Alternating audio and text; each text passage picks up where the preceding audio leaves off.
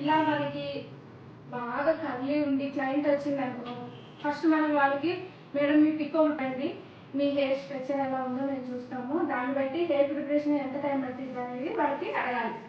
వాళ్ళు డైరెక్ట్గా మీకులాగా silky తనకులాగా silky hair అనుకో, డైరెక్ట్గా క్లిప్ చేయొచ్చు.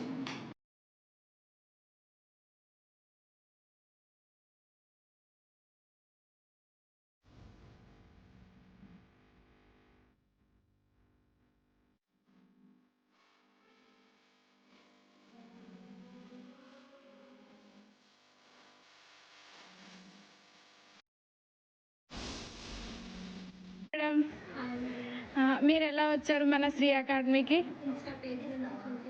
మీకు ఇంట్రెస్టా హెయిర్ స్టైల్స్ మేకప్ నేర్చుకోవాలని? Okay madam, all the best, మంచిగా నేర్చుకోండి.